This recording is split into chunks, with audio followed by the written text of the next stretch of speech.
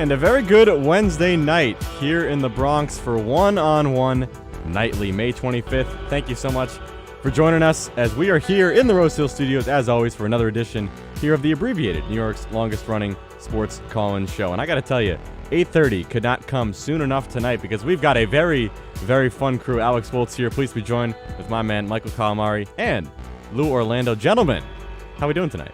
I'm doing great. You know, I'm listening to this music right now, and I was teeing it up in the beginning how I wanted to talk some movies, some TV, because we've got, if you're a Star Wars fan, we've got Kenobi coming out soon, and Stranger Things, if you love that show. That sounds like Stranger Things. Yeah, that sounds like the intro. I mean, we've got a lot of media going on back here because Lou has a fantastic Looney Tunes shirt on. Listen, as well. I had to Peep it to the camera. I mean, that's shout out great. H&M. Shout out H&M. $12. This is a steal. A great shirt. It's absolute my favorite. steal. When I was growing up, I would go to Kohl's all the time, 2 for $20 on the graphic T-shirts. Oh, you get that Kohl's cash? You get Star that Wars Kohl's shirts. cash? I mean, they were great. I'm now growing them now, but they were great. And like you mentioned, that song has always been so Stranger Things from the beginning. I saw about season 1 of that show, never picked it up from there. Great season, but just never watched the rest of it. You what are never you watched doing? the rest of Stranger Things? I've seen a lot of Looney Tunes. Can I be you? Like, I Looney would Tunes is great, be too. Alex Woltz to just watch it again? 2 and 3 to get ready for 4. I would love to watch Stranger Things for the first time again. That was like that first season was crazy. if you- But then I watched more of it because I'm a normal person. So if you Hey, click, hey, if you hey, clicked hey, on hey. One-on-One Nightly to listen to some sports, so far it's H&M and it's Stranger Well, Things. I wasn't talk. going to bring up Star Wars, but I've been listening to Spotify lately, and they've got like a 30-second like audio ad for Obi-Wan how Kenobi. sick is Woo! it? It's a great ad. I love when it comes on. Gotta because love those Kenobi ads. Then you hear the Darth Vader breath, and it's just like, oh man, you just take a Hayden pause. Christensen. I mean, I just can't wait. And Mike and I are trying to figure out how we're going to watch this together. But all beside the point, because this here is One-on-One Nightly, and it is a busy enough time in the sports world to dive into, guys. We've got so much to break down, and we're going to start off, of course, with the world of hockey, because there's a lot of New York sports going on right now. The New York Rangers are the one team left standing, and now we've got a much more interesting series, Mike, than we had a few days ago, because it is 2-2 now, heading down to Carolina. I mean, a huge win at the Garden. That's been the problem with the Canes so far this entire series and the entire playoffs. They just can't win on the road, but they are tough to beat at home. And, the Rangers are going to have to steal one. That's always going to be the question mark. It's not about what they do at the Garden. It's going to be what they do on the road. I mean, that homestand was huge. I think you had that feeling going in, like, you kind of have to take both games if you really want to feel like you can come in and win this series, just because Carolina's already so tough, and you watch the way they play at home, and I think you're already getting those first 2 games. I think you got flashbacks to last year, that play-in series where Carolina just ran you over and dominated you.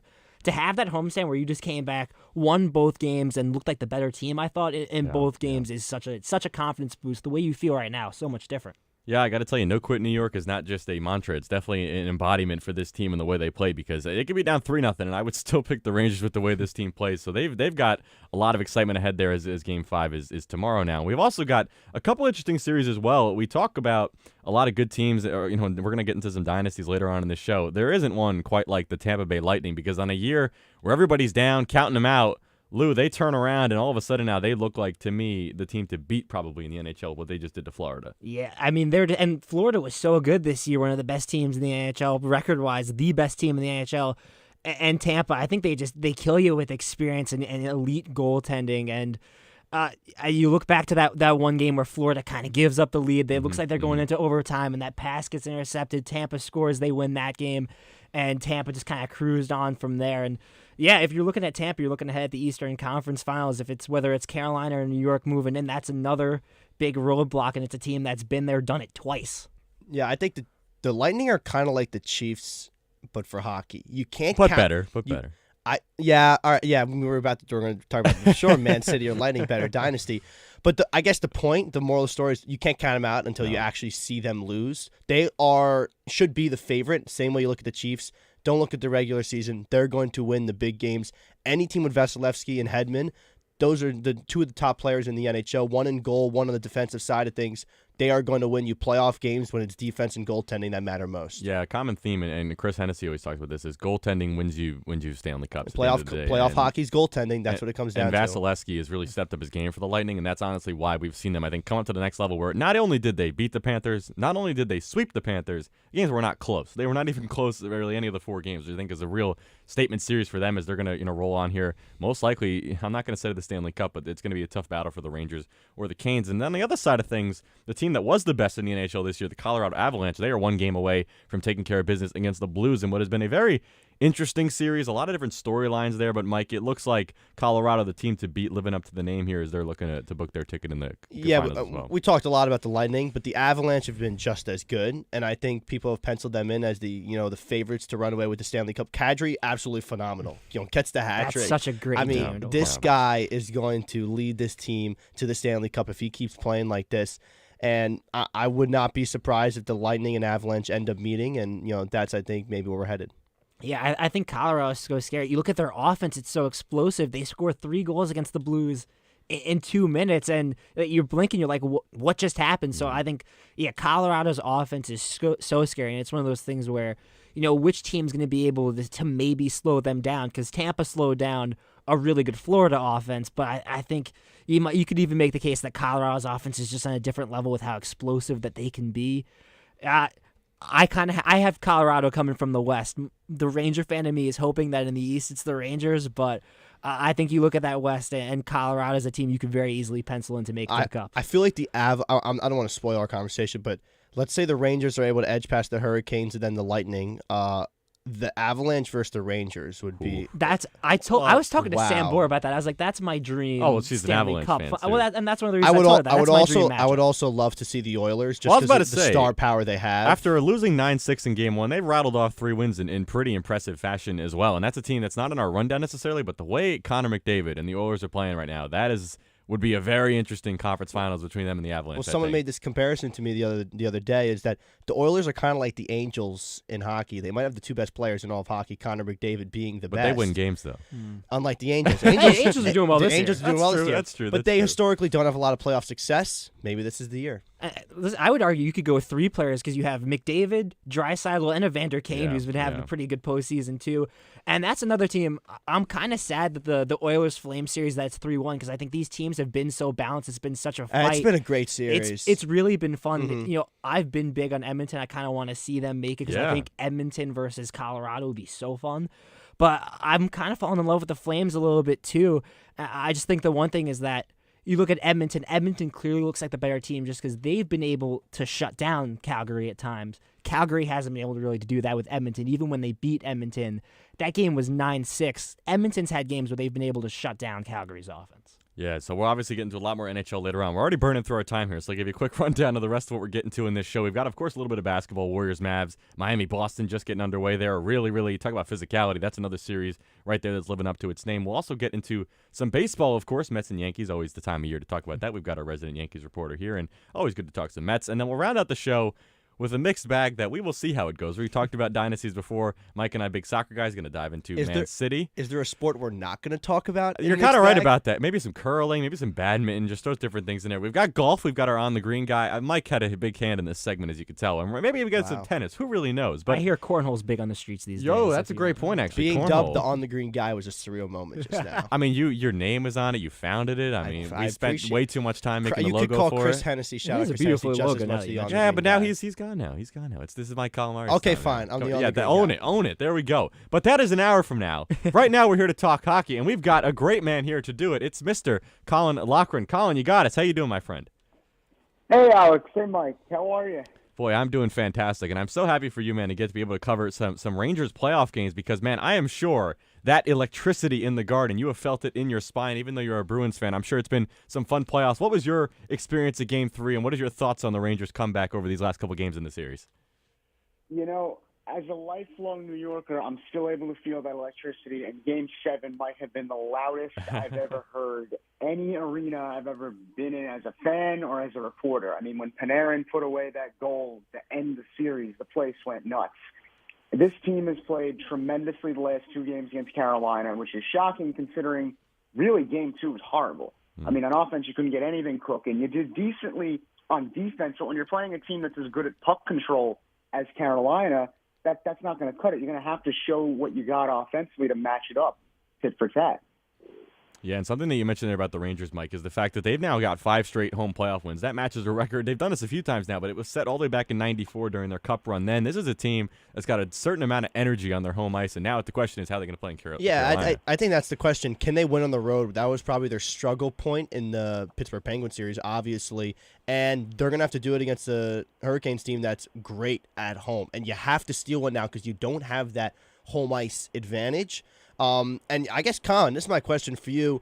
Who's the guy, who's the player that needs to get it going to be able to take a game on the road? And I think Shesterkin's probably the easy answer, so we'll leave him out of it. I like that. Yeah, I mean, Shesterkin would definitely be the easy answer. No easy answers Struggled on the We're making it road. hard for you. We got to make it hard for you. A little bit challenging. I'm going to go with Chris Kreider, though, in terms of someone that I look at as a must-see guy this season. He's been great, but really he struggled on the road in the playoffs. We saw that in Game 2. He was visibly frustrated with some of the calls that went against him. He gave the Canes a couple of easy power play chances. He looked a lot better in Games 3 and 4. It remains to be seen if he's able to carry over that energy into Game 5 in Carolina. But if he can, I really like the Rangers' chances to steal a game because all you got to do is win one. Then you get it back to Garden for Game 6. Anything can happen in that building. Yeah, I think that's definitely the way you got to look at it, Colin. And something that I love that you mentioned there, too, is the fact that this series has gotten a little bit rough and tumble the last couple games. There was that big hit by Jacob Trouba the other night that kind of shook up the arena and changed the flow of that game. And really, after the Rangers got, beaten up the first couple games, they've returned the favor a lot here in Games 3 and 4. I'm curious, from your perspective, what has kind of been your take on the physicality of this series and which team is kind of benefiting more from that? I think initially Carolina had benefited more from it because they had someone like Tony DeAngelo who just lives for it. But I think once the Rangers got that fire lit under them, they were able to bark right back. I mean, something they did tremendously well in Game 4 was block Carolina's shot. The numbers will tell you Carolina controlled the puck for most of that game. They even might have gotten more shots off, but the Rangers had better chances because they're willing to take contact with the puck. They're able to get chances on the rush on the other end. See, the misconception is that against a team like Carolina, you're probably not going to keep the puck away from them for very long. Instead, you got to hope that your defensemen are able to block the puck and create chances offensively from that. They were able to do that really well. Someone like Ryan Lindgren, who's been through a lot of injuries this playoff, really the season as a whole, stepped up in that fashion. Jacob Trouba, as you mentioned, Alex, he's a big hitter, also a guy that's willing to take contact. Initially, yeah, the Canes benefited from that with Tony DeAngelo kind of showing everyone his antics, throwing his stick every which way onto the ice. He did the same thing against Boston, but once the Rangers realized that they weren't being taken seriously, they barked right back in the way that they were able to, and that was by blocking shots and playing physical on defense. And then on offense, once you do that, you don't have to play as rough on the forecheck because that's a matchup you're never going to win against a team like Carolina. Something I touched on was the home and away splits. Carolina yet to lose at home this playoffs, and they've been undefeated. They've been winless on the road. And the Rangers, on the flip side of that, they've only won one game on the road. It was Penguins Game 6. Colin, when they needed it. Yeah. Yes, when they needed it.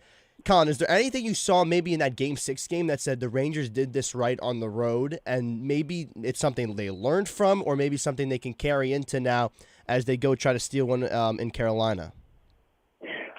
No disrespect to Penguins fans or Pittsburgh franchise. Playing in Carolina is going to be a lot different than playing in Pittsburgh. Neither arena is a cakewalk, but Carolina just has something different going on the last couple of years. I mean, their nickname is a bunch of jerks, is what they've called the team. If you go in there, you're going to have to play with a certain brand of swagger, and I think they can definitely do that.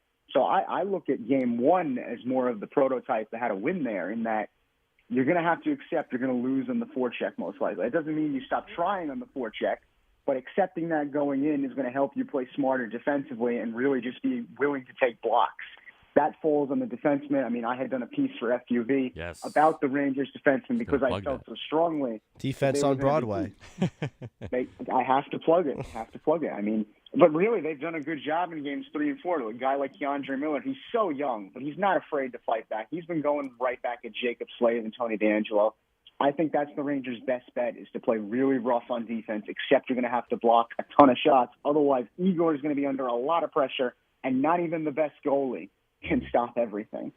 Well, so I'll get you out of here on this one, Colin. You talk about the fact that, you did the report on the defense, you did the report on the goalkeeping, and the Rangers historically struggled against Carolina, but now it looks like they're maybe figuring something out. If you had to put your money on it right now, 2-2, where does this series go in Game 5, and who wins it overall, if you had to give us your answer? Oof, that's tough. Yeah, I got to ask it, though. I have to. I'll say this much. I think it's a one-goal game. Okay. Either way. I don't think a team wins by more than one goal in Game 5. Judging on momentum, I really like the Rangers' chances. I think that's, maybe a little bit of a cop-out answer on my part because I love covering this team. I've gotten to see them since day one. But I think that's also because I know this team too well to not think they're going to go in there and absolutely shock everybody. Colin, no one expects the Rangers to win this game. Before we let you go, this is something I do want to know. Is this the game for the Rangers to win on the road? Is it now or never, or do you think they can win a Game 7 maybe? This would be the game. I think if you have to play a Game 7 in Carolina, you're really hedging your bets. It's not impossible, but it's not likely. You have to win Game 5 and then go back to your house and win Game 6. Well, it's certainly different than having Game 7 on your home ice, that's for sure, Colin. And definitely for your sake, hoping that we do get another Rangers series win and hope to get you another one in the Garden. So thanks for taking some time with us, Colin. Appreciate it. Of course. Have a good show, guys. So now someone who's been keeping quiet during this segment, who is the guy who has all the answers for us, is Lou Orlando. So, Lou, just give us your synopsis of what you felt about this series so far and where your head is at right now with it.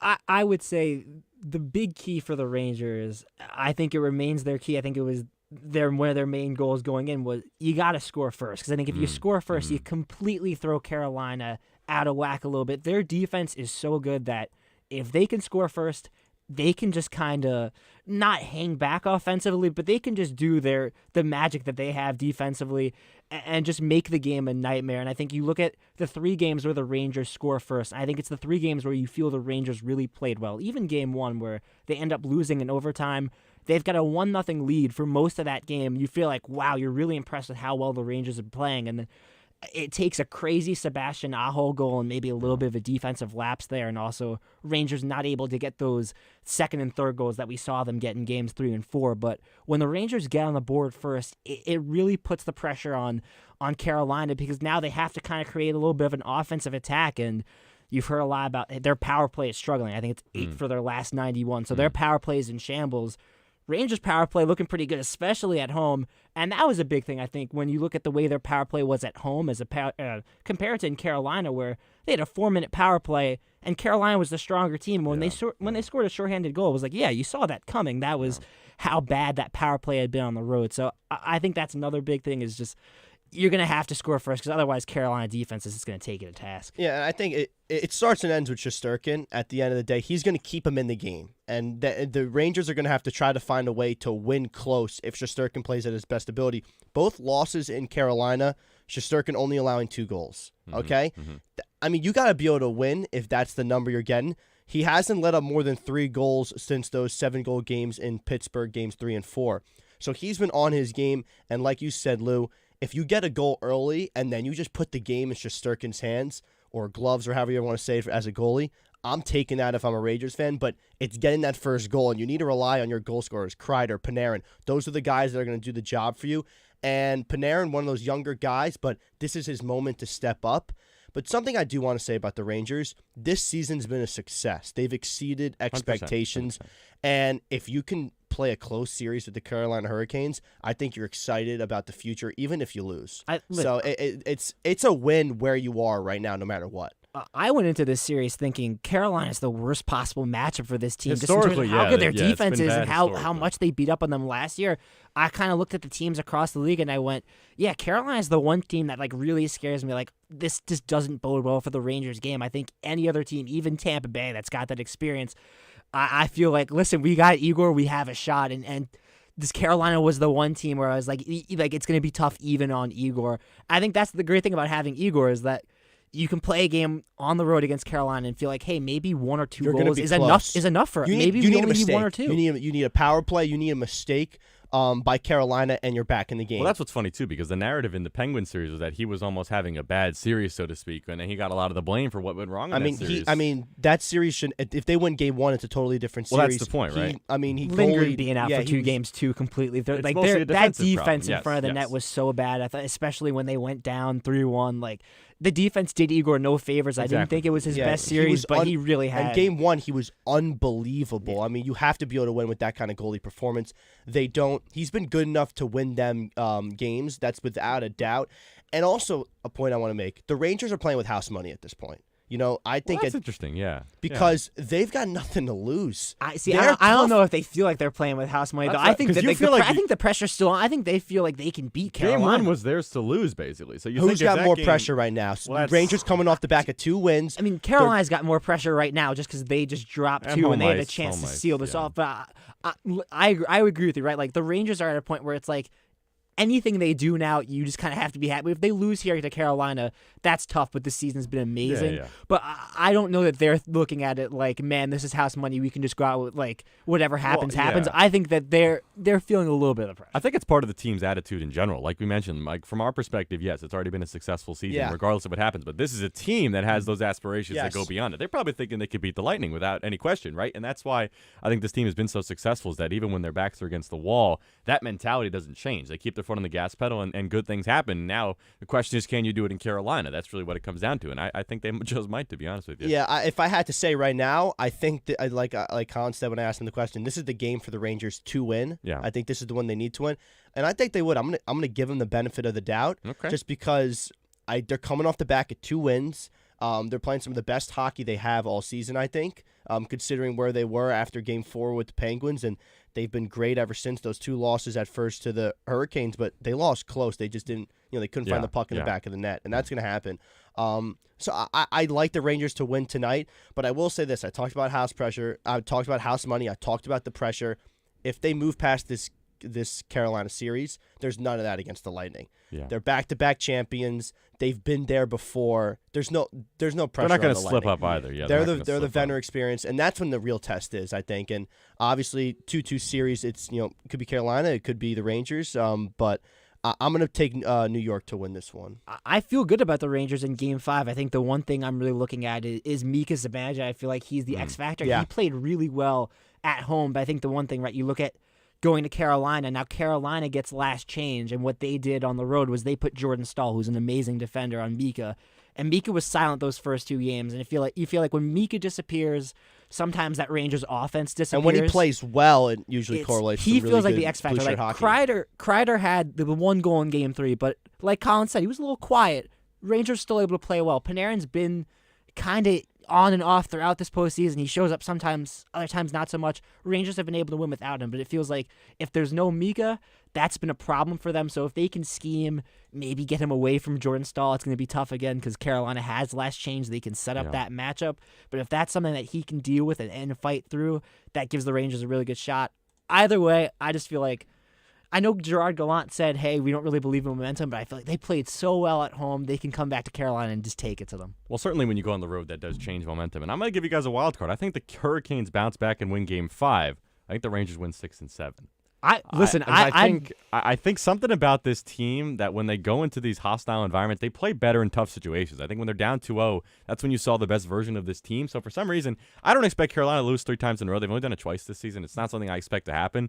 But certainly, I just think the Rangers aren't going to bow out. We're getting to Game 7 either way to me, and then whatever happens at that point. What you happens at said, that it's point. probably worse for just my physical health in general, but that's a pretty It's good. typical That's Rangers, a great too. outcome. It's If they typical win Rangers. in Game 7 on the road in Carolina, I mean, at that point, they're I can- they But can make it. I'm not the Cup. person to get your hockey opinions from. So let's carry on to the second series. That's the Tampa Bay Lightning that we've mentioned here, guys. We only got a couple minutes to talk about them, but I think it's important, to kind of put this in perspective here. This is their 3rd straight Eastern Conference Finals lose, 6 in 8 years, and this is a team that, look, earlier in the year, there was a lot of negativity almost about them and what they were in terms of their potential to have another cup run. And now all of a sudden, they're doing it in dominant fashion. And I think certainly that is the team that you've got to have your eyes on here with the way they shut down the potent offense in the Panthers, the way they look right now. Going to have some rest, obviously, too. A lot going in the Lightning's favor right now, I would say. one of the things I think you always have to value going into the Stanley Cup playoffs is the playoff experience, and that's something that Tampa just has a ton of. And you guys mentioned Vasilevsky, and we've seen so many good goalie performances throughout the playoffs, and he's been one of the best throughout. And so I think when you're getting that great play from your goalie, when you're having your stars, Hedman, Stamkos, kind of show up and ball out, Tampa becomes a really scary team, and whoever has to face them, it's not going to be fun. And it's one of those things where I think whoever goes up against them, like you said, maybe it's a little bit of the house money thing, but Tampa's just kind of a machine right now. Yeah, I mean, playoff hockey's about goaltending. I mean, Vasilevsky, 49 saves in the sweep Well, that's game. the point. They took 26 shots in that game, Tampa, compared to 49 for Florida. Like, there's a 49 big to disparity 25. there, but I mean, that's incredible. It's about goalkeeping. How good when would it's a in playoff hockey. Vasilevsky Igor matchup be, man? That'd be something. In the last 88 shots in the series, he only let up 3 goals. I mean, it's he's incredible. like this. I'm talking about that. You got to take the regular season with a grain of salt. And this is a because- team Listen, that's that Florida offense was 4 awesome. goals a game. That's That was one of the best right? offenses in the league. That was a team The that they were best, all yes. offense. Like that was their and that was their that's skill. what makes you take them seriously, because if the Rangers come out of that series, it's just going to be a goalie versus goalie at that point. And Listen, I'd be all here for that. That and- sounds like a lot of fun. Old-fashioned that'd be hockey amazing. right there. But yeah, so that's what it comes down to at that point. And listen, this Lightning team, if you didn't take them seriously up until this series, now I think they're a title contender, not only contender, but the favorite next to the Avalanche. You have to take them something seriously. that's crazy about it, too, is that Braden Point's been injured for a large portion of this, and that's a guy who's led the league in playoff goals 2 seasons in a row now. So when you're without your guy who's been getting you all the goals, now you get goaltending to fill its place. That's remarkably impressive, and it's the same story for the Avalanche, because we talked so much about what Nathan McKinnon was doing in that first series, and now all of a sudden he has been absent in this series against St. Louis, yet they still have a 3-1 series advantage. And again, this is, I think, the difference between teams like Colorado, teams like Tampa, Lou, versus the other teams we're talking about. They can win in different ways, and that's really what you have to do in the playoffs because, hey, maybe there's a day when things aren't going in this player's favor or that player's favor. They've got an ability to bounce back and win in different ways, and that's dangerous to deal with. You have to be able to do that in the playoffs. You have to be able to play different styles. Sometimes you're going to go up against a goalie. He's just going to be insane. You can't rely on your offense, so you're going to have to play a great defensive day. And I think that's what makes the teams like Tampa, the teams like Colorado, those teams that are so well balanced and just have such depth throughout. Rangers to a lesser extent. I really like the Rangers' depth and the balance too. But really, when you look at Colorado and Tampa, those are teams that you feel like they can be in a bunch of ways. They can do so many different things well, and that's why they've made it so far in the playoffs, and that's why they are where they are. Yeah, and I don't want to spoil the scoreboard, but we do have the game going on right now between the Blues and the Avalanche. And it's not just Kadri. Couldn't who wait a could minute. Put I the was goals about- in. Couldn't wait But- 1 minute. Like, my goodness. So am I letting Lou do it? One minute. You can. I mean, listen. I'm not. I'll preview and I'll say It's a good preview. this is Oh an my offense that can God. score goals. And let's just say, Wink, with the wink. chance to win the series, they're doing a really good job. And I'll also say too, Colorado's also 4-0 on the. They haven't lost on the road this year. That's what's also very different about this. They're a team that we talk so much about the road home disparity. Colorado's a team that can win in both ways, which I think is also really really important. So certainly, no matter how you want to look at this, we've got a really exciting NHL playoff landscape right now, and no matter where this ends up, I think we've got 2 really good conference final series ahead, and inevitably a really good cup series as well. So that is all for hockey now. A lot more to come, obviously, here on One-on-One. We're going to warm up the ice, head over the hardwood in just a minute. But first, as you mentioned, a one-on-one scoreboard with Lou Orlando. We'll be right back.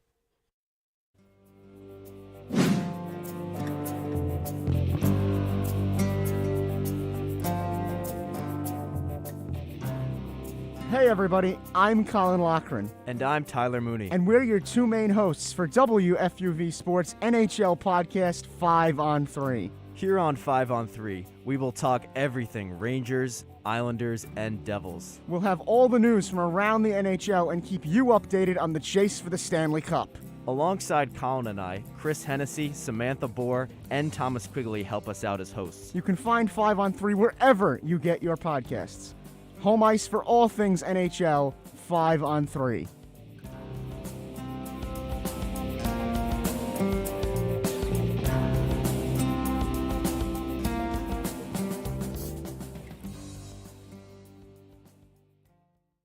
The one-on-one scoreboard.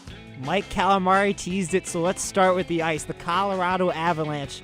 Their game is underway. Game 5. The Avalanche looking to advance to the Western Conference Final for the first time since 2002, and they're already up 2-0 behind 2 Nathan McKinnon goals. They lead the Blues 2-0 as they head to the end of the first period.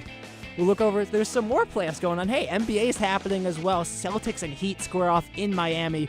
Series tied at 2 apiece going in. Marcus Smart and Robin Williams active for Boston. Tyler Hero out for Miami. And Boston with an 11-6 lead. 5 minutes left in the first quarter. Not playoffs, but hey, we'll stay local. Let's go to some baseball. The Mets lost today. Second straight loss as they lose to the San Francisco Giants 9-3.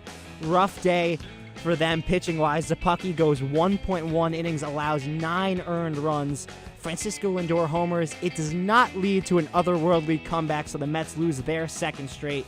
The Yankees right now up 2-0 over the Orioles. A Miguel Andujar single and a Gleyber Torres scoring on the Adley Rutschman error has them up 2-0. How about J.P. Sears on the mound making his first start of his major league career, absolutely dealing? With the one-on-one scoreboard update, I'm Lou Orlando.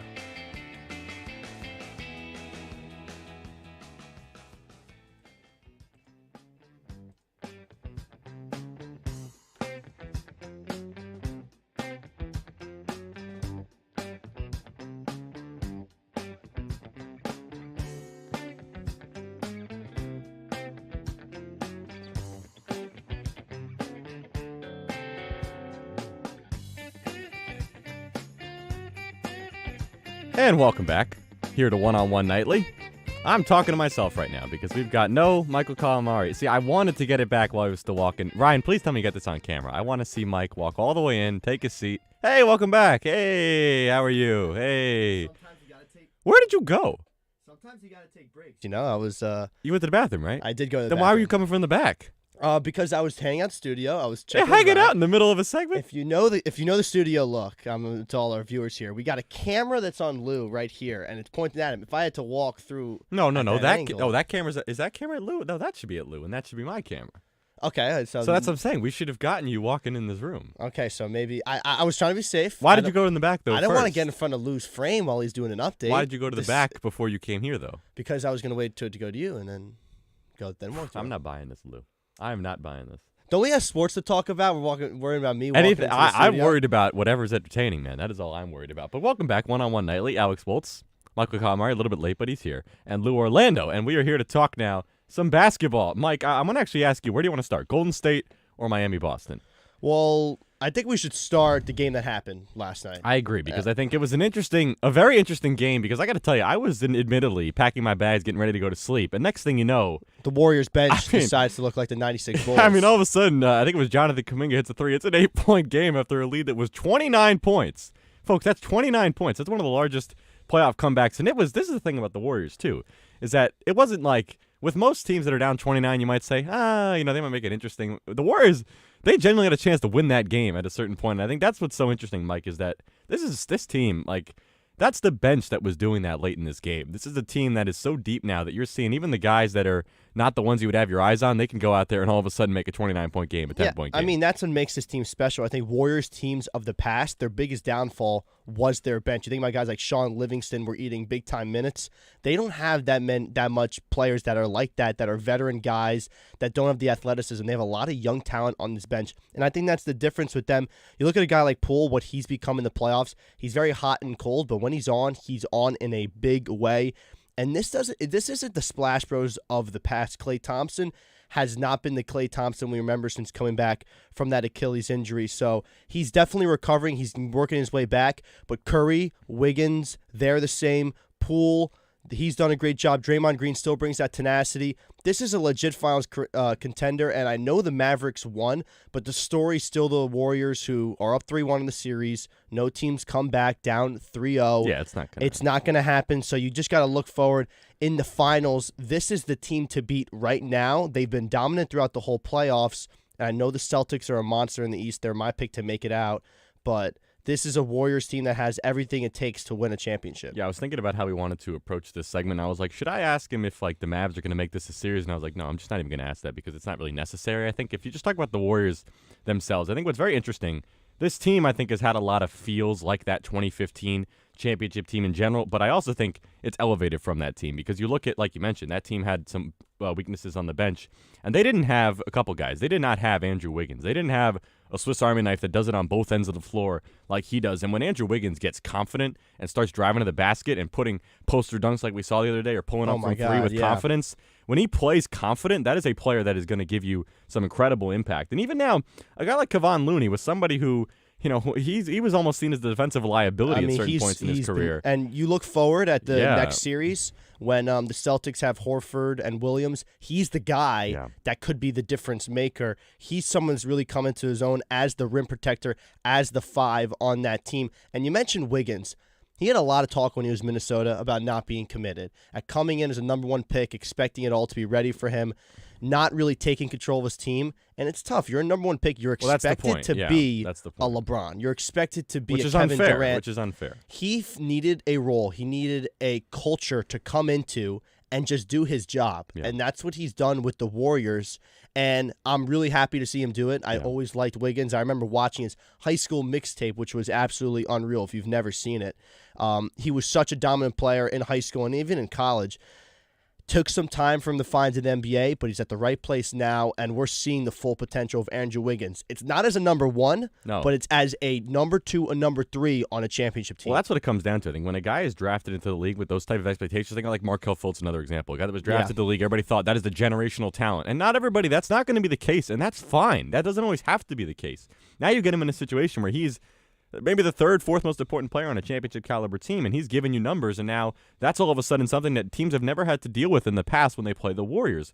Same thing with Jordan Poole. The reason why they went on that big run in this game was he's leading a second unit, and that is a guy who's giving you 20 points a game at a certain point, and again, playing with so much confidence, almost to a fault sometimes. I think he turns the ball over a little bit too much, but he's a very confident player, and you've got these guys that could score in different ways that I don't think the Warriors always had, and something that I think is very, very important about this. The reason why the Mavericks, to me, have struggled is they are over-reliant on the three-point ball, whereas the Warriors, this is a common misconception, they're what you might call the best shooting team in the league. They also are the least reliant on threes in the league. This is what's very important. They don't shoot the ball all the time. And it's not – people think Warriors, they think, 2016, 2017, 2018, where they were just like Steph Curry, Klay Thompson, they're going to hit you the three, they're going to make that third-quarter run and beat you. They're not that team. They get to the basket now. That's what they do. They get to the basket, and they play defense. I would say if you told me right now, this is a defensive team over an offensive team. 100%. And it's a layup team over a three-point team. This is what's so important about the Warriors. If the shot's not going in, they get their baskets. Oh, my God. What am I trying to say? Baskets. There we go. I can't get the words out. I'm getting so excited. And they roll back in games by that type of offense, by getting to the basket and getting easy buckets, getting to the free throw line, not chucking up threes like the Mavericks do when things aren't going well. And yes, sometimes it's going to go well, like it did yesterday. You'll score 119 points, you'll win the game. 9 times out of 10, that's not going to be the case, though. Yeah, I mean, I think the job the Warriors have done this season, Steve Kerr, what a coach he is. This is a team that in offensive rating this season, 17th out of 30 NBA teams. Defensive rating, do you want to give a guess? I don't know, top 5? I mean, it's as top as you can get. Oh, wow, yeah. I mean, they're the best defensive rating team first in the NBA. Yeah. That's how good they are. Yeah. And I think when you see those numbers, you see those ratings, you're like, wow, they really aren't the Warriors of the past. No. Not that the Warriors teams were bad defensively in the past, but they aren't the offensive juggernaut they may have been. They just have guys who can do the job. Jordan Poole, Andrew Wiggins. And even guys like Steph and Klay hitting the boards a lot. That's the other part about this, too, is very important. They've also won the rebounding battle for a team that's not very large. They play small ball, and they're winning rebounding battles. And I think Klay Thompson has come into his role, and he knows the job he needs to do. He still scores points in a big way. He still has, you think about that Game 6, Klay Thompson Game 6. He can still hurt you from three. There's no doubt about that. But he also knows he can help the team in other ways, and he's doing just that. But Alex, I do want to bring up something. The Warriors are probably on their way to the finals, but I think the job Luka Doncic has done with this Mavericks team, I think he needs to, work incorporating his teammates more. He's still done a great job. Yeah. And they mentioned, they're too reliant on a three. But this team has a bright future. And I don't want to take anything away from the Warriors. This is the Western Conference Finals right here. Nobody thought the Mavericks were going to be. I mean, if you told me they're in the Western Conference Finals right now, I'm saying you're crazy. Well, the fascinating thing, look at who's doing the work right now. It's Jalen Brunson, Reggie Bullock, and Finney Smith. Guys who would have never been on your radar as 10, 20-point scorers. And yeah, I mean, Jalen Brunson. That's incredible. Playoff Jalen Brunson he was good in the regular season, but he has been a whole nother player. And good players raise their level of play in the playoffs. Yes, that's what they and do. You think about all the drama they had with Porzingis, things weren't working out in Dallas, and the job Doncic has been able to do. It is a young team, too. To take that and keep on playing basketball. Any win they have now is just experience. And I do Finding ways to beat good teams in playoffs is important. Something that's important, I think this team, though, my one worry about it is Luka Doncic, because I think the important thing about him to mention, he's an incredible scorer, an incredible player, but the pace at which he plays is going to be very difficult for this team to win, because The problem that I think it reminds me of a lot of guys like James Harden that day. Like, it's great. You can get your individual numbers. It's very hard to play winning basketball when you play it individually. And that's the thing about the Warriors. He's much more teammate oriented than Harden. Well, that's true. I'm not denying that. But I think the pace at which he plays, though, sometimes poses a problem for the Mavericks, whereas you look at the Warriors, they are running and gunning, getting different guys involved. That's how you win basketball games at the end of the day. And I think that's what's always been important about the Warriors, is that the way they play is more important than who's on the team. And I think with the Mavericks, they're so dependent on Luka Doncic that at a certain point, it's got to be a team effort, and I think it's starting to become more like that, right? You're starting to get Finney-Smith and Brunson How is involved. it like you're Finney-Smith is the team effort guy? You know what I mean? Like, Well, I mean, who are we to judge what these guys' ceilings are, right? Nobody thought you were going to get this from Jalen Brunson. Now, all of a sudden, that's a guy you're going to rely on heading into next season. So you've I think, defined your boundaries of what these guys can do. Doncic right now reminds me a lot of early Cleveland years LeBron. Sure. Where he was fair. taking teams That's fair. deep into the playoffs, having not that fair. much And they championship never win a ring, though. success. Yeah. But he was able to do it just by solely taking over. And that's what we're seeing out of Doncic. I mean, he's scoring 30-plus in games and losing. Yeah. And you don't see that very often, especially in the playoffs. And the only difference, though, is that LeBron worked at a much faster pace than Doncic. I mean, he was a menace in the fast break, especially in his early years. He's definitely slowed down the pace since, but Doncic just works at such a slow pace that the problem that results in, Alex, is that the team gets way too reliant on the three ball. Exactly. And they played really well in Game 4 because they were taken to the basket more. Yeah, that's and exactly it. they need to find that balance, and I think having a slasher on the wings to pair with Doncic. Spencer Dinwiddie's a guy that I think And could really be Dinwiddie's been important. great. Yeah. He's been great, but that's what you have to do if you are in that front office. If you're Jason Kidd, find guys that you can work with Doncic that pair. He's not gonna work faster. Yeah. That's what his tempo is, and he's good at that. You just need to find the right pieces that can work well with Doncic. Yeah, I think it's going to be very interesting. I think the West is an interesting place right now because you talk about the Warriors. They've got, I think, a pretty wide window right now to win games, and you've also got teams like the Mavericks, like the Nuggets, that are in a similar boat. And yeah, the Phoenix Suns are going to be interesting too to watch what they do in the next couple of years because I'm out on that. one of those teams eventually is going to make a leap. I don't know who, but whether it's a healthy Nuggets squad, the Suns at some point, if with they, Aiden leaving well, that's and the question, Chris right? Paul on that is the crutches next question. year. What they do with Aiden is the question, but I think certainly the Mavs' future is in a good place. There's no question about it. With how young this team is, they're already ahead of schedule. Talk about it with the Rangers being ahead of schedule. The Mavs are way ahead of schedule. They were never expected. Yeah, to be they're here. way. I mean, they're going to win a championship in the next 5 to 10 years, And and I I think I bet my life on that they do that. And the Warriors, this I think might be their year from the West because they have looked tremendous. And like Steph Curry said, they're playing their best basketball right now, and that's a very dangerous proposition with the system that they have. And it's going to be the important thing I think about it for the Warriors. They want to get out of this series as quickly as possible because of what's going on in the other conference. Because that series isn't going to end anytime soon. It looks like these games might be lopsided, but the series itself, Mike, is far from it. Yeah, I think it's a weird series Very because weird, yes. if you've watched the games, it's been all Boston, in my opinion. I think they've been the better team. Are you going to say? I know you're. No, you're a carry huge on. fan. I'm not going to disagree. I They've just- won like 12 quarters, so they've won a majority of the quarters of this Yes, series. and when when Robert Williams is in the game, he's been a huge difference maker for them in the 3 games, +5, plus or minus, +13, +15. He is someone that is just a juggernaut to stop if you're Miami, because when him and Horford are in the game, it's just a tough matchup for Miami. I know you have Adebayo, but it's tough to guard both of those guys. They Well, he's both got play to. their That's role what as I well. was talking about this with you before. Adebayo's got to step it up. I mean, let's be honest here, because Yep. that's a guy who scored 31 points in Game 3, got that heroic performance. He doesn't have more than 10 points in any other game. And not only Adebayo, the whole starting five. They were, needs to I mean, a step it up. combination of Lowry, Strus, they were all for like 1 for I think 17 in that 18 last points game. combined. Yeah, and that can't happen because that's a team. Miami's a team that needs it from top to bottom. And they don't have a Jason Tatum, especially with the way Jimmy Butler is how healthy he is right now. They don't have a Jason Tatum guy that could just go out and win you a game. Let's throw back to our pre-production meeting. I said the better team, I think, is the Celtics, and I think the better player on the better team is Jason Tatum. I agree with that. And I think that combo makes them the clear pick to win this series. This is the team that's going to be able to challenge the Warriors. They just have the star talent player to be able to do that. Tatum does not get the credit he deserves. He's been terrific this playoffs. Yeah. And he's playing to win a championship. He talked about that on the podcast with JJ Redick, I think it was, where in his early years in the bubble when he got bounced, when LeBron bounced, you know what? I'm 20. I'm 21. Yep. I've got all these years to win. And then he looked back and he was like, those were really good chances for me to win a championship, and I let them slip by me. Yeah. He's not going to do that this time. He knows he's got the group. He knows he has the chemistry that arguably no other team has besides the Warriors in this playoffs, that they can give a lot of teams trouble. I think this series ends quickly for the Celtics. I would take them in 6. So honestly. this is what I disagree with you here, but I want to say something about Jason Tatum really quickly because I think I was a guy who was never really, I'm not going to say not sold on Jason Tatum, but this guy's the future of the NBA. I mean, that's no question about it. What he's doing right now. I would say Doncic.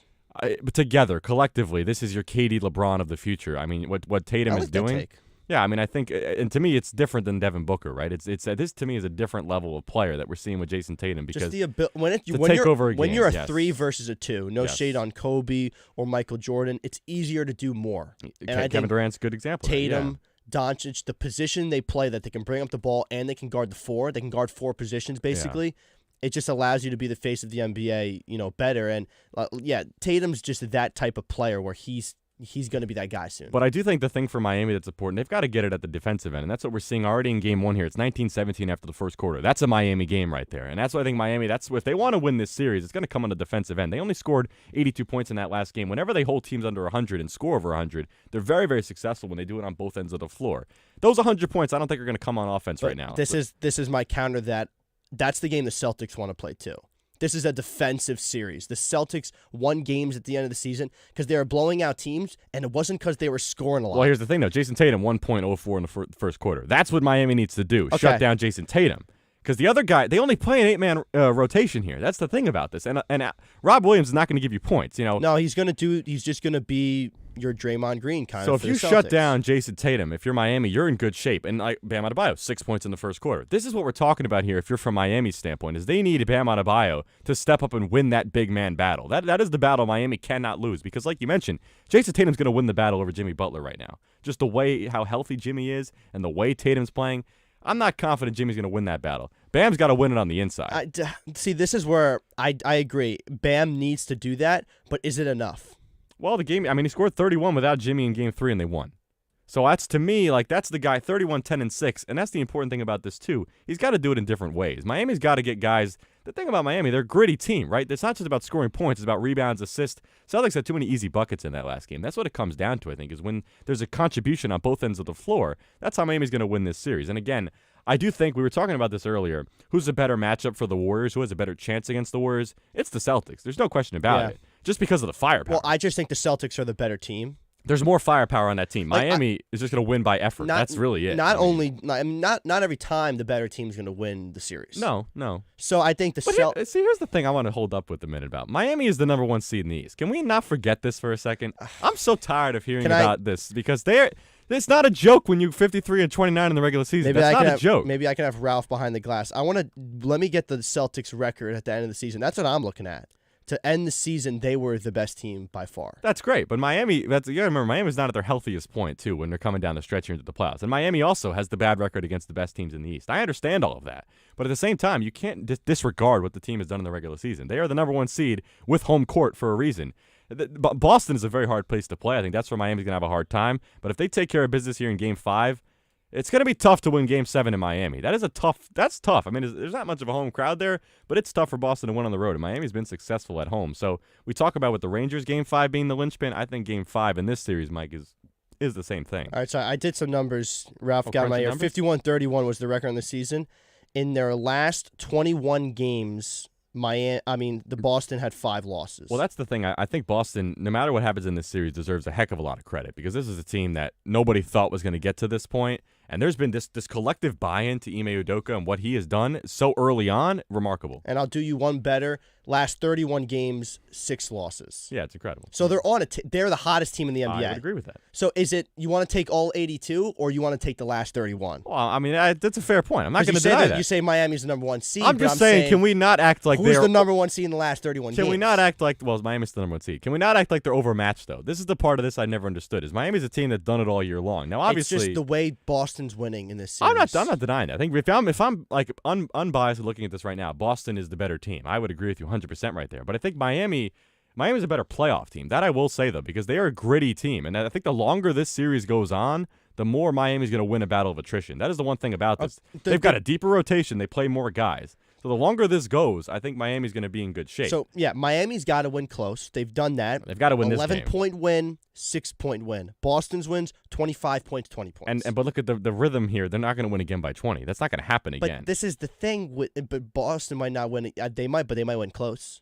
If it's a close game, though, I like Miami's chances. But this is my thing, is that it took Jimmy Butler heroics in Game 1 and then takes Bam Adebayo to go off in Game 3 in order to get the job done. You're right. Boston can beat you, and it doesn't need Tatum to dominate so much. This is a whole separate and also, conversation. The Tatum dominance is more consistent. The Butler dominance, you're not going to get every game of a series. I agree. Well, also, Tyler Hero's a big deal in this, too, because that's a guy who's giving you 6th man of the year, giving you 20 points a game. When he's not there, but they really need that supplemental scoring. I know we saw him in the bubble, but he doesn't play both ends well enough to be counted on, especially against a Celtics team where if you're giving them points, you know they're going to lock you up defensively. Yeah. I think but this is this back and forth here shows you, I think, how interesting of a series this is. I think this is the most exciting series of the playoffs. I think if Chris Middleton's healthy, that Bucks series is a lot better. And I think this is going 7 either way. And I think for Miami, I think it's very simple. It's Tatum on the one end and it's the role players on the other end. I think whoever steps up more is going to be the difference in this series. I think it's going to be an interesting Game 5. We'll see how this one pans out. But I do think the winner of this game ends up winning the series. And I want to do some. I'm looking at hero stats right now. Talk about a guy. You talked about Bam stepping it up. I mean, you look at what Hero's done this series. He's not been playing well at all.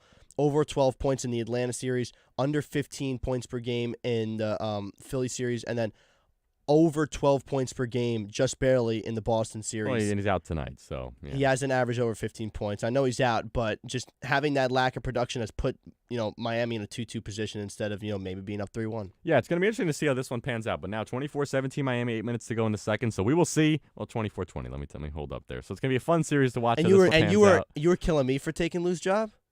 Well, we got a scoreboard. We have another segment before a scoreboard. We have a break first. Okay. Look at the rundown, Mike. We don't have another scoreboard till 9:39. Do you want to leave the scoreboard? We don't have Lou? another scoreboard till another 18 minutes. Okay. The score's going to be irrelevant by that point. Listen, I stand corrected. Thank you. I do want to say I wrote all of that down. Everything you said, I wrote down. Oh, well, that's all right. I appreciate that, Lou. Well, that's all we have for some NBA. We will get to a scoreboard with Lou in just a little bit. Mike's getting a little excited. We've got another segment in before that where Lou will be with us for some baseball. Mets, Yankees, and a lot more. Stay tuned here on One-on-One Nightly.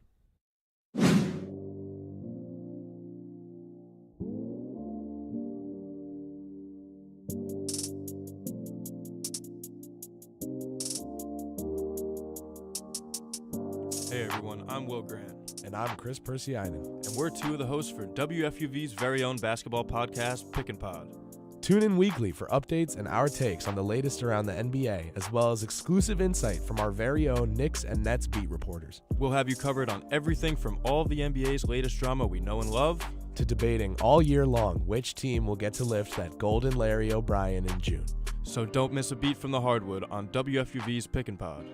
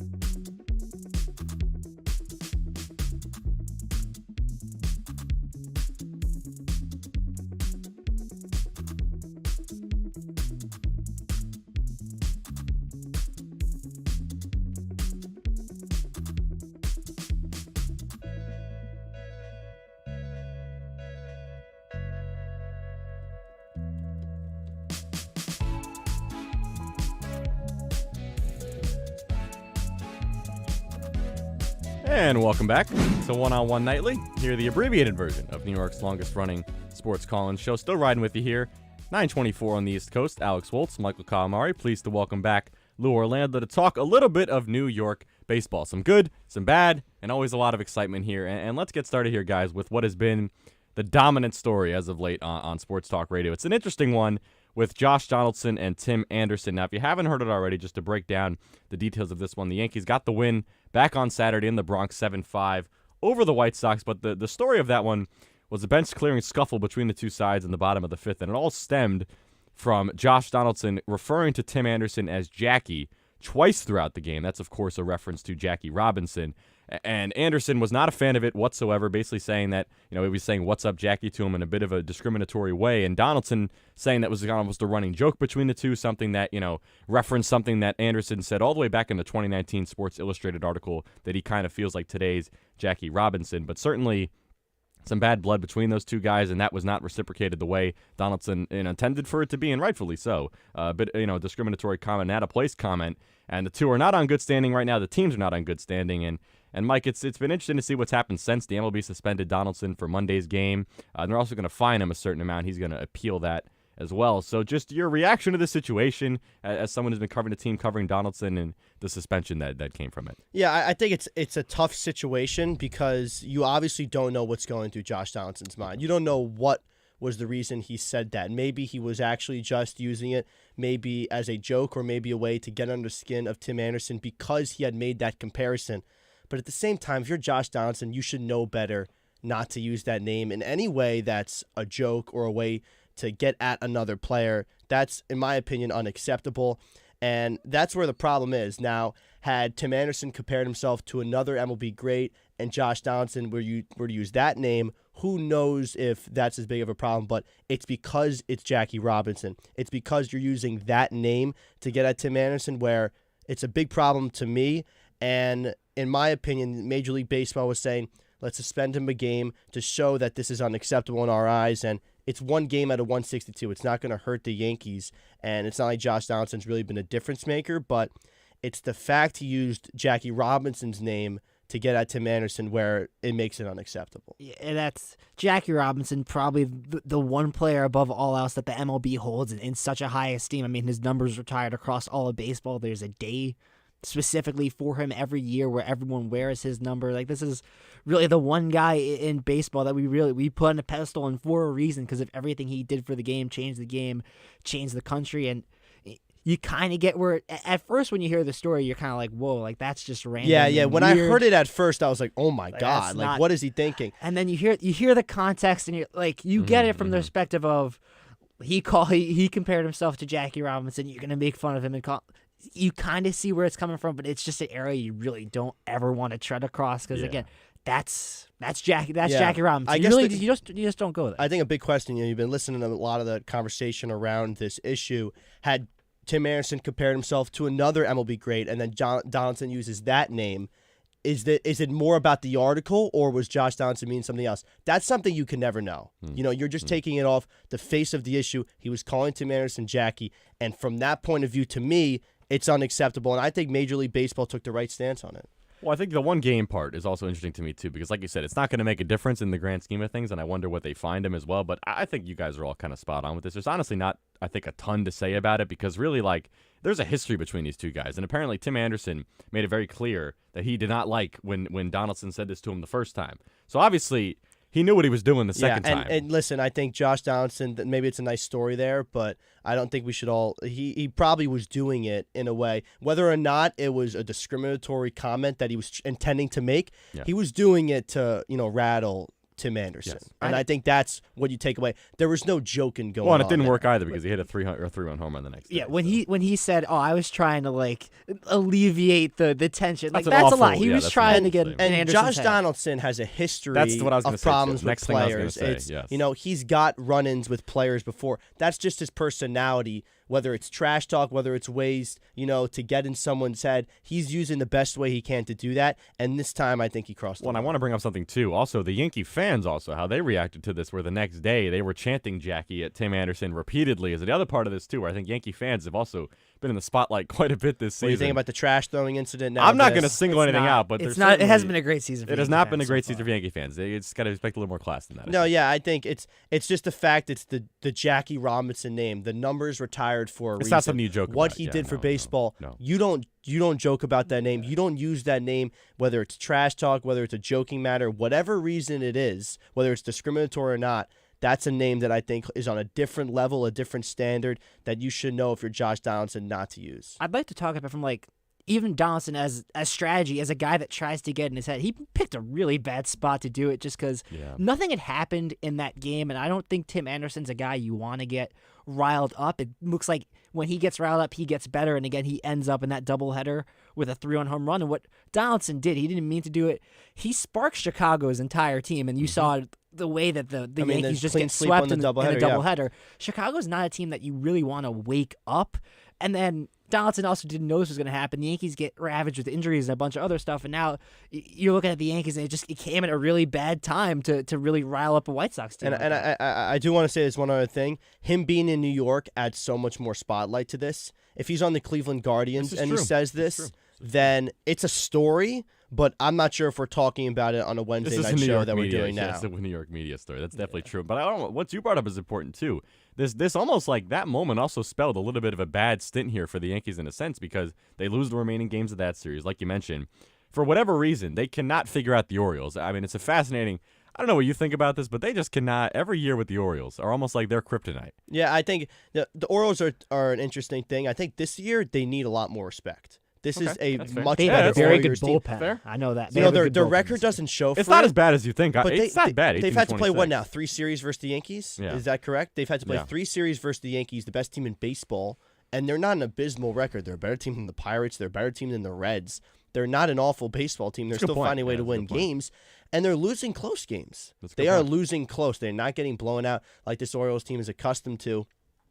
This Orioles team has some future. I want to come on the show and say that because it's not an easy win. Love on the Orioles name. It's not an easy win like it has been in the past for the Yankees, and this is the best Yankees team we've seen in the past. But I do want to say one 5 thing. years. Should the Yankees still beat the Orioles? Yes. I mean Let's be but- honest. should the also, Warriors beat the Kings? Yeah. Does it always happen? No. It's the most Yankees thing to get beat by Rougned Odor. Like that's just as a Yankee fan, that's even the way this year's not going. You last kind of night. expect to happen. Not last I know night. not Jose last night. Trevino. Well, listen. Can we talk about Jose Trevino because he's awesome? Alex, Like, can we talk that about Jose entire- Trevino? I was that getting there, entire guys. night, I was getting there. Everything. I know you got it under control. Okay. But the thing, Jose Trevino, in a sense, as it was an emotional walk-off hit, as they reported by our good friend Ryan Gregware back there, I think it was, and you know, it was an emotional walk-off hit. That was the day his dad passed away back in 2013, and someone who stepped up in a really big spot, got a really emotional win and a key win for the Yankees. Because right now, I think, guys, it's an interesting time for the Yankees. Where at the beginning of the year, it was almost like the sky is the stratosphere. This is a team that's going to break records,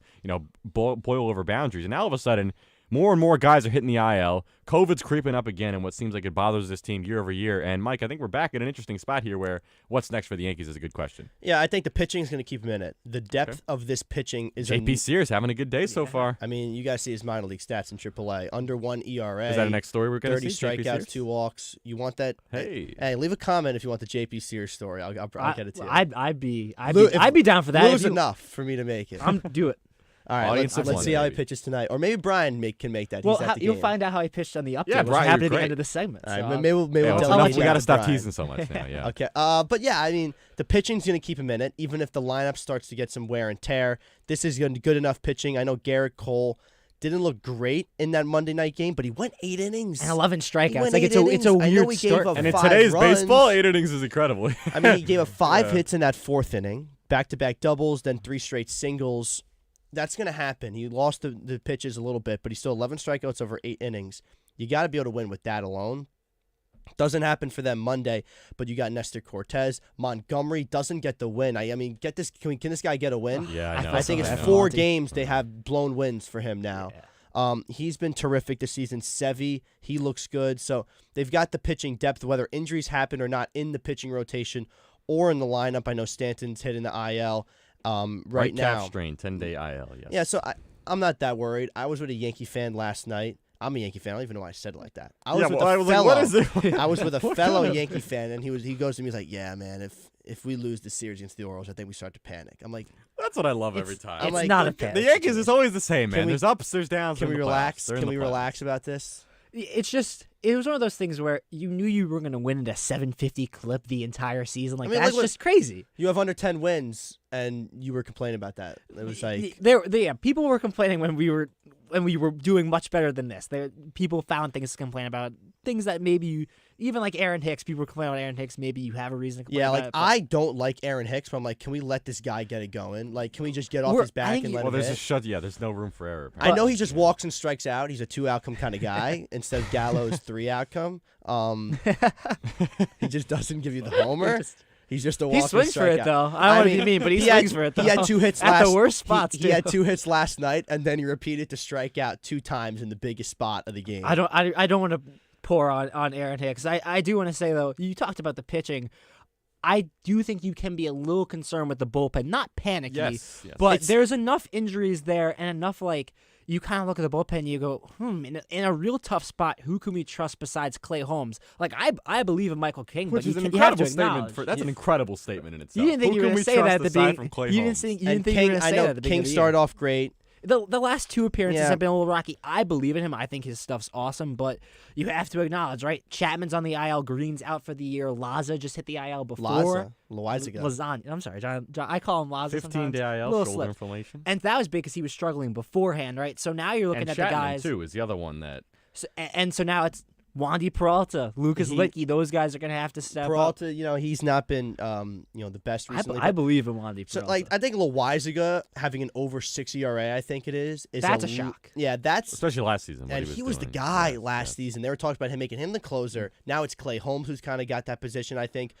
One thing about the Chapman injury is that I'm not down this guy's hurt, but if he's pitching great, is he hitting the IL? Now, maybe that's part of the reason he's not pitching well, that he's battling this injury. It's just one of the But things you lose the arm, and it's like you start to look at the bullpen and you go, man, we're down. All the top guys we thought were going to be there, we're down. Maybe it's just the crazy side of me that thinks that they want to give Clay Holmes a shot. Maybe he feels something. They're rested up. Let's see 4 Clay saves, 23 strikeouts, a .4 ERA. for Clay Holmes. It's incredible. Is it 21 straight innings he hasn't allowed to run for Yeah. Clay Holmes? And if you are a Yankee fan and you say Clay Holmes is really, really good, I want to know more about him. Check our YouTube channel. Ryan Gregware. Check our huge. YouTube channel. It's almost like we have a video on Clay Holmes by It is Ryan almost like Gregware. that. It's almost like that. That's But crazy. I think this is what's to me the thing about the Yankees. It's always been this way. The starters, I think, have starting to me to be the lifeblood of this team. The Jordan Montgomerys, the Luis Severinos, the Garrett Coles. What you're getting from these guys, you simply cannot ask for more. Period. You just can't. And this offense has never showed up on the same day as the pitching, which is what's so frustrating, I think. With the Yankee team? That promise is there, and they just haven't grasped it yet. But this is where I go back at you. That's what makes them so great. Because let me talk. Well, you want to say something about their record? They're still getting it done. They're winning games, right? I'm just saying, when you lose 5-0 to White Sox on a game where you get this incredible outing from Luis Severino, but then all of a Okay. sudden you can't score a run. But this is what I'm going to say.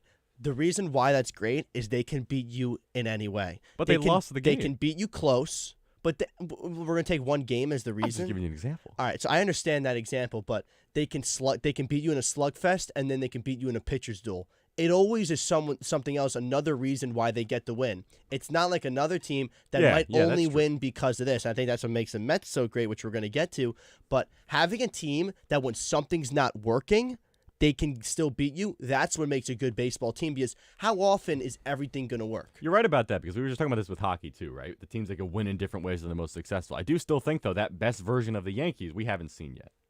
I would agree. I still think you're I waiting think you for guys all. are crazy. No, I think you are waiting for I mean, all what's the better, offensive what's pieces better, to click. what's better than this right now? for No, the listen. Yankees? That the stretch that we just had, which was what up until mid-May. That's some of the best Yankees baseball I've ever That's seen. true. I've been I a would fan agree of with that. I'd agree but with I would agree that Aaron Judge if, playing if, great, if yes. you're dreaming, right, like you'd be like I think this team could click offensively. I think there's a dream where you go, I think Gallo could get it going and Glaber could get it going more so than I think he already has, and then you really have a Death Star lineup. But Has the listen, ceiling been reached? I'm not complaining. I think they could has be the better. ceiling been reached? From an offensive I think they standpoint, could be no. better, If you- but that's if you me told being me right- optimistic. If you told me right now, this is the ceiling of the Yankees, I'm like, I'm happy. I'll Give take me- that. give That's me the awesome. ceiling. Because the give me pitching's so good. the second best team ERA in baseball. That's the pitching, right? That's what I'm talking about. The pitching is the reason, though, I not mean, the offense. I mean, Aaron Judge before Stan hit the IL, he was going. Aaron Judge has been great. Judge yes. has been Fantastic. absolutely Bet on dominant. himself and he won. Yes. You know, I know the bottom of the lineup has been shaky. Higashioka, it's like he's going up there with a rolled up piece of newspaper half the time. Trevino the last week has been like, I think the stats are crazy now. No, he's. I think he's like starting fighting to for that slug a job. little I bit. mean, we're kind of all over the place with the Yankees, but he. I would say, I don't know if I want to throw this to you, but I would say this, that like if we entered a playoff series, I would make Trevino the starting catcher just because. Wow. Well, he's the best you framing. say wow like Higashioka. I'm not like, so- He's the best framing But we just catcher in the talked about- MLB. we talked Listen, about Trevino defense, is. though. He's the- Higashioka behind no, the plate. but Trevino I think is a better defender at least in terms of framing. He's the Higa- best framing We're at catcher the in the point where MLB. we're relying on Trevino for our offense, though. Well, listen, if he's hitting and he's also a great defensive framer, and Higgy, if the offense is really, it doesn't matter if you're getting the same from Higgy or Trevino, or you're getting a little bit more from Trevino, But this Yankees, and Trevino's the better framer, yeah, I'd run out with Trevino. Also, he's awesome and cool and funny. I think the thing is that you guys, Alex, you're kind of going in on this this Yankee offense. No, they've but, been terrific this year. Don't get me wrong. I mean, they're still legit. To me, this is the best the Yankees offense has been in a while. Listen, you could get scared this next week if you're down Stanton and LeMahieu's wrist injury is a serious problem and you don't get Donaldson back. I think you could worry. Where I would start to be like, this next week it's Tampa and LA for 6 games. So that's kind of like just survive. The schedule gets tougher. Just try and survive. 30-13 over an easier schedule. You're not gonna dominate, but you dominated for the first month and a half. So use that as a cushion. Try and win games where you can, because then once you get past LA, there's a little bit of a soft patch, and hope everyone comes back by Minnesota, and Chicago. Yeah, that's very mid-June is where the schedule gets tough again, because it's 6 against Tampa, 3 against Toronto, 4 against Houston. You hope some of the people are back from injuries. You have that. So that's where I'm looking. If we still have injury problems by mid-June, maybe you're a little concerned, but at this point, just survive. Injuries are unavoidable. Every team's going to go through them. The Yankees didn't have any injuries besides Lo Castro for the first month and a half, so it's like you kind of wish they didn't happen all at once, but we'll get through it. Get through it, I guess. I think the Yankees are in a good place right now. There's no question about that with the way they're playing, and I think it's going to be interesting to see, though, what the injury situation looks like in the next couple of weeks, what the pitching situation looks like in the next couple of weeks, but certainly when it all clicks, I think the Yankees are in a good spot. And it's the same with the New York Mets. They're out on the West Coast right now, took 2 of 3 against Colorado, and took 1 of 3 from the Giants in what has been just a fascinating slate of games. What a game. 13-3, 13-12 all of a sudden, and then 9-3. So fascinating back and forth in all of those. 13-3 is not the right score of that, but a lot of wild games in general.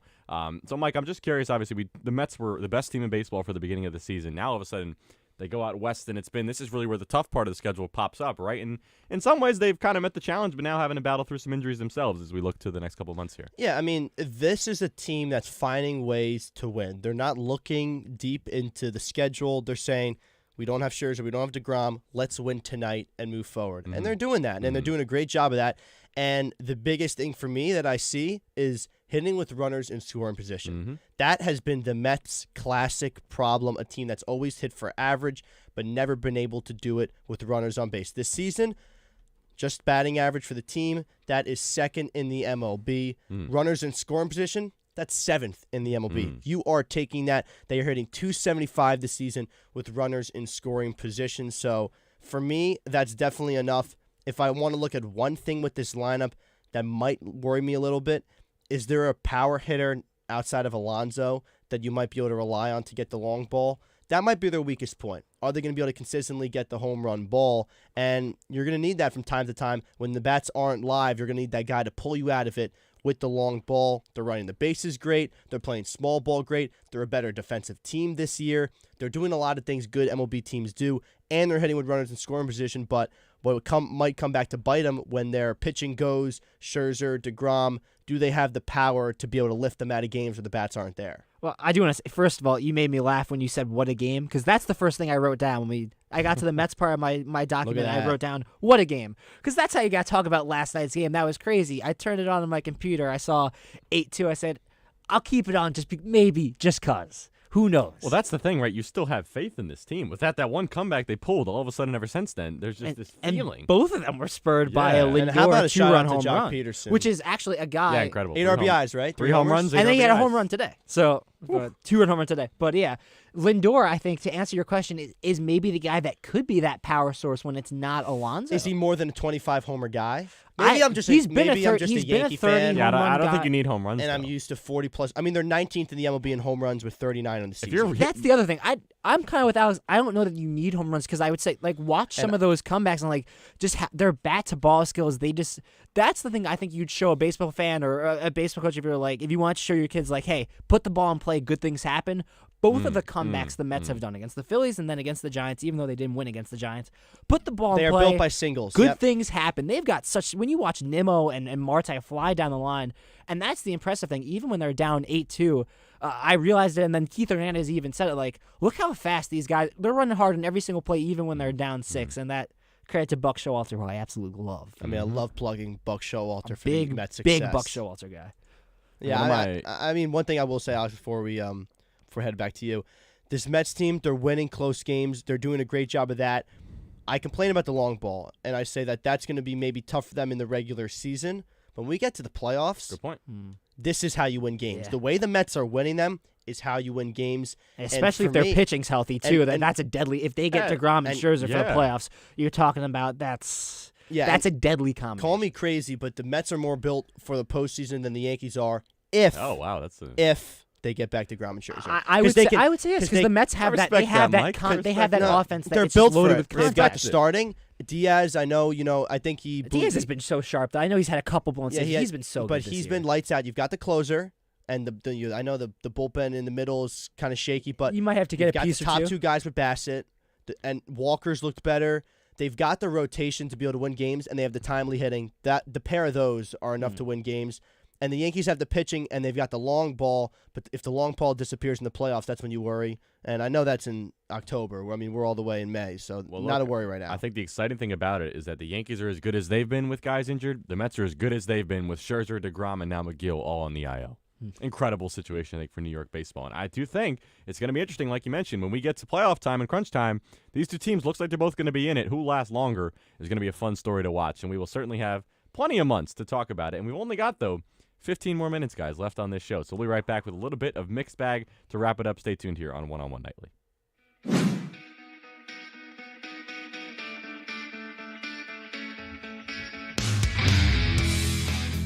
Ryan Gregoire here, one of Fordham Baseball's broadcasters for WFUV Sports. Coach Layton and the Rams look to get back on top of the A-10 for the first time since 2019. You can tune in on ESPN Plus or our Spreaker page. WFUV Sports, your home for Fordham Baseball.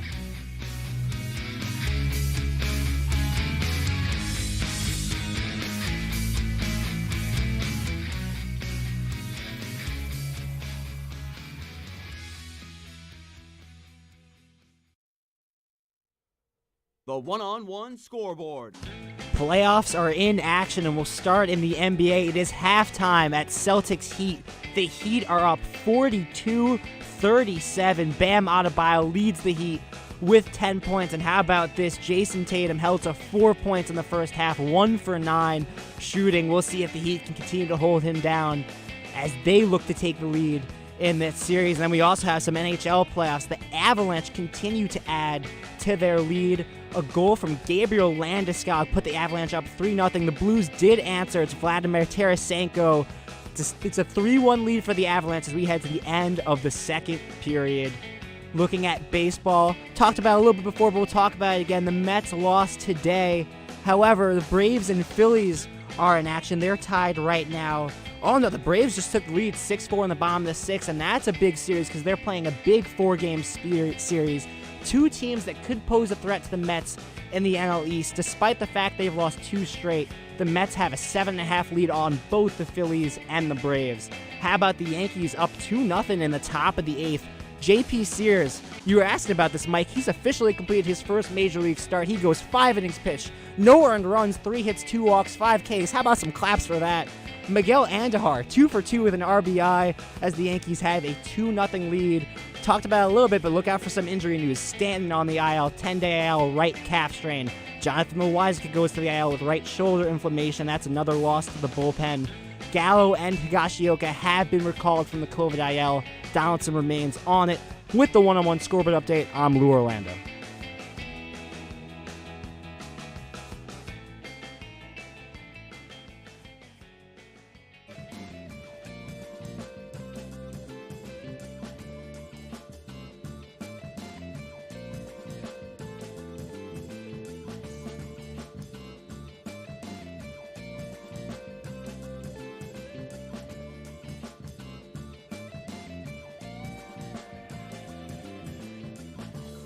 I just want to tell you, Mike, nothing makes me happier than hearing Miguel Andujar putting up runs. Yeah, he's great. He's great. I think it's almost like they should sell Miguel Andujar hats. I was hoping you would bring it up. I tell you, man, we all got to see this hat Ryan Gregoire has. One of the most surprising items of Yankee memorabilia, but it's a great one. And we are here with only 11 minutes. This is a flying show, man. I mean, can we extend this? This has been fast, man. Like, this is the fastest an hour and a half of my life, probably, and that's a great. No one better to spend it with than you, gentlemen. This is Lou Orlando, Mike Colomar, behind the glass. Haven't shouted him out yet. Ryan Gregware and Ralph Barbieri doing a great job with the radio production tonight. So shout out Ralph and Mike. We've got 10 minutes left. We've got a few topics to talk about. Probably not going to get to them all, but we're going to start with something that's near and dear to our heart that we don't talk about nearly enough on this show. This is my little warm up for FUVFC this week. And that's Manchester City. How about this, guys? We were talking before about the Lightning. We were talking about dynasties. We were talking about successful teams. We're talking about a team now that's won 4 Premier League titles in 5 years. And that's not even to mention what they've done in the Champions League, Mike. So this is a team, Man City, and the way that they did it this year, how challenging of a ride this has been, what a crazy season it has been. They win it in the most dramatic fashion possible. Yeah, I mean, you think about how they did it, and you think about all the teams in the Premier League. Obviously, Ronaldo going back to Manchester United was probably the storyline of the season. I picked them to win, actually, very early You did? on. I did. See, I'm not following the Premier League as much as you are, obviously. Yeah. But that always felt like, from the outside looking in, as the story. But Manchester United was not as much in the race at all as City was, dominating the entire year, it seemed like. And they've just got a fantastic roster. Ederson in goal. He's amazing. Fernandinho, Jesus. They've got a lot of great guys that have helped propel them. And they might have the best player in the world in De Bruyne. He is absolutely fantastic in the middle. You can't also not think about Kyle Walker on the wing defensively. They've built this team to win, and they've been doing that. And we've been talking about what's the best dynasty in sports. I said Lightning, but I say Lightning if they win another Stanley Cup this season. But it might be Manchester City. And they got the job done again this year. And something that's remarkable, I think, and I know some Premier League fans aren't a fan of necessarily the way they've built this team because it's all about money. They're the team that spends the most, they make the most, and they buy the most expensive players. And an example of that, Erling Haaland's coming in from Borussia Dortmund, Julian Alvarez coming in from River Plate. He just scored 6 goals the other day. This is a team that's not going anywhere because they continually revamp and rebuild themselves year after year, and they find a weak spot. Let's say it's defense. Let's say it's a winger. And all of a sudden they invest in them, they get them in the lineup. But the important thing, what's so important is that doesn't guarantee that you go out there and win, whereas they continually do it, though, no matter who's on that team. And even in a year like this where Liverpool was playing at a feverish pace at the end of this season, there was even a point earlier in the season where Chelsea was the team that everybody had their eyes on, and they're now in the Champions League along with Tottenham. Man City just finds this way to be consistent, to sneak in and have this incredible run to close out the season. And even in that final game where they're down 2-0 at around the 75th minute, they score 3 goals in a frenzy, and all of a sudden they're back on top of the Premier League. It's really an incredible story, an incredible team. Now this is my thing with Manchester City. Obviously, last time around in the Champions League, lose to Chelsea. When do you want to see the success on a European level for them to start winning those titles? Because they did, we've had this back and forth. I talked to my friend Mike Hernandez the other day about this. What is more important? Is it the Premier League or the Champions League? And I think most of the time the answer is the Champions League, right? Like that's the big stage. Liverpool playing in the Champions League final 3 days from now. Success in the Prem League is just as important, I think. I think especially too for a team like Man City, they have put this dominance on the Premier League over the last few years that nobody's even come close. I want to again repeat this. That's 4 titles in 5 years of a league that is so talented top to bottom. We're talking about Chelsea, Tottenham, Manchester United, Arsenal, all these teams that are investing a lot of money, getting such significant talent. Yet Man City year over year is again winning the Premier League. And they're still, again, they're having international success. They're still winning the Champions League. They alternated spots with Liverpool a couple of years back. Like, they're still doing it on that stage. But to do it in the Premier League, to do it in your home country, to do it in this type of way, this dramatic way, year over year with their backs against the wall to find a way to do it, I think it's just one of the most incredible stories. And it doesn't look like it's going to stop anytime soon either, which is the other part of this. Well, I really guess incredible. That's going to be the question now. Who can dethrone them? And that's going to be the storyline moving forward. Probably not the Ronaldo one as he ages, and that's probably going to be the new one. And talking about dethrone. Wow. I mean, Transition? Who are we talking about, Mike? Who are we talking about? New York City Football Club. And we got to give a brief shout out. I know you haven't watched as many games this year. I haven't gotten to cover one yet. I have not. Are you keeping an eye, though, on what the boys in blue are doing? I keep an eye on my boys in blue. I mean, do. Talk about reigning champs. That's the other important thing about, too. The City Football Club in general, not just Man City. They've got a ring here in the MLS as well. I finally got a picture. Same management, right? I finally got a picture with the trophy. It was a tremendous thing. Now, I want that picture. We got to go to a game in City. I'm telling you. We got to make it happen. That's what I have to apparently, City Field. There's like a It's just the chemistry between those, you know? Well, you bring up NYCFC. I just think the job Ronnie Dyla's done when he's come in, establishing that culture, and then having a guy like Tati Great Castellanos. Well, you know what's important, too? I don't know if people know this out there. They're on like a 5-game goalless streak, or scoreless streak. They haven't allowed a goal in 450 minutes. Well, Sean Johnson's terrific. Terrific. We know that. He's and my what did we favorite say? player on the Defense team. wins championships. Defense wins championships. I was a little worried when James Sands left the club because he was such an ironclad defender on the wing for them. But you got to give him credit. Chanot, he's fantastic. And they just re-signed him 3 years. And he's one of the leaders on that defense that really helps them get things going. Alexander Callens, he's amazing. And then having a goal scorer like Tati Castellanos who can get the job done at the top, be your striker. He's almost good for a goal a game, it seems like, sometimes more. They are built to win. And, I'm just want to be like, slow down the success right now. Let's save it for when it's the playoffs because we've seen that with the Revolution last season. Yep. Teams that do very well but falter at the end. This team is going to be built for a playoff run. It's just how far can they do it because it's tough to repeat in the MLS. Either way, though, it's a good, and yet it's tougher to repeat in the Premier League, and they've now done it for 4 or 5 years now, which is absolutely remarkable. And we've got 5 minutes left here, so we'll briefly talk about this. I think it's an interesting story. It's a Fordham alum, too. We got a shout-out, and that's Mr. Tim Connolly agreeing to become the new president of basketball operations at the Minnesota Timberwolves. 5 years, $40 million becomes one of the most lucrative contracts for any executive in basketball, and he leaves the Nuggets, heads out now to Minnesota. And Mike, Minnesota is a team now that, the president, looking at what he did with Denver, if there's a similar impact in Minnesota, they haven't gotten a star really in a long time. That's a bright future right there. Well, I think they don't need a star right now. They have the talent Is there. Towns a star? I was going to bet it. I think he is. I think. Okay. I wasn't going to say that. I think Edwards is a star. Oh, great point. Yeah, I don't think that Towns is a star. All-star? I think he's a 2. All-star? He could be the 3-point champion? Who, Towns? Yeah. I can't believe that was true, actually. But yeah, Anthony. Edwards is the star. He's really the guy that's going to get jobs done. And you think company win with D'Angelo Russell? He's that much Still of a a good difference player. maker. Still a That's a good great player. backport. Yeah. Anthony Edwards, Backport, D'Angelo Russell. Yeah, backport. Backport. Backcourt. All right, backcourt. So I think that's a great backcourt, and then you have Towns at the 5. That's great. I like where this Timberwolves team's heading. Are they a championship contender anytime soon? With how good the West is, it's a tough question. But Anthony Edwards is really, I think, he's really blown past expectations to me, just in terms of the caliber at which he plays. It's not just. I like how he's relaxed. That's exactly it, right? He was so energetic, so antsy his first couple of years, but now he's really settling in as a ball player, and I think that's what's really impressive. And you talk about D'Angelo Russell, that's still a guy that can give you something. Pat Bev is a nasty guy to deal with as well, and they overperform this season. And when you do that, now what happens from there is a great question. Yeah, I think it helped that they were able to get over the hump, win the play-in. They acted like they won the NBA championship after they did that. I've watched that clip from inside, reacting to it every time. If I had to make a prediction where they're headed, they're going to win a playoff series next year. Absolutely. That's where I'll leave and it. I also think, conversely, I think the Nuggets are in an interesting place right now, too, because, Tim Connolly did his job there, drafted Nikola Jokic, drafted Jamal Murray, brought in Michael Porter Jr. That's your nucleus to win some games, right? That is your group. Yeah. And hopefully he does that in Minnesota. And I think the question is for the Nuggets now, if they're healthy, I think that's still a really dangerous team. I do think so. I think this year is not a reflection of them at all. Well, I think they've got the talent. We know that. It's just the injuries that have killed them. Murray, Porter, they need all those 3 guys there. And they need more role players. They've got the back-to-back MVPs, so they're fine. I think the West is going to be interesting next year. I'm picking the Wolves to win a series, and I think the Nuggets, if healthy, can make a Western Conference Finals. Interesting. This is what we're talking about. I'm just spewing out takes at this point. We got 4 minutes left in the show. I've made like 3 takes. Well, I think what's so interesting about the West right now is the Warriors aren't going anywhere.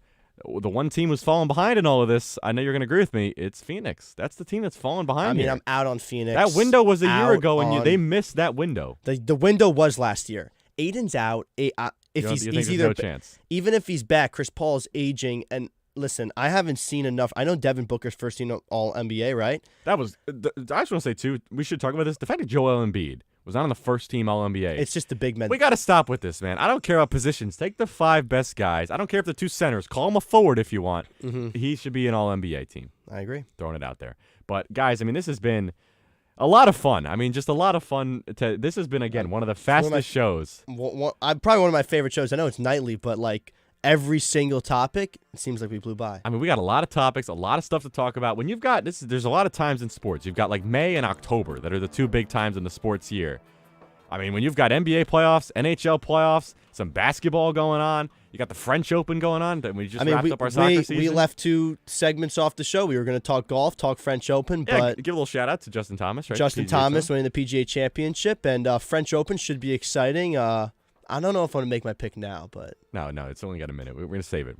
How many picks am I going to make in the last 5 minutes? Just of the reel show? them out. All of a sudden, Yankees going to the World Series. No, I'm just kidding. But we've got a lot of time over the next couple months to give a lot more takes. But that is all the time we have for this show. Thanks for hanging out with us here on One on One Nightly. A big thank you to the guys behind the glass that made this possible. That's Ryan Gregware, our video producer, and that's Ralph Barbieri, our radio producer. Big thanks to Lou Orlando, killing it all night on the updates and giving some great takes as always. Mike, it has been a pleasure. As a friend and as a host, it has been no one better to do it with. Big thanks to Bobby Chaffardini, as always, hanging out with us tonight, our sports director. And as always, I'm Alex Woltz. Thank you so much. One on One Nightly is a production of WFUV Sports.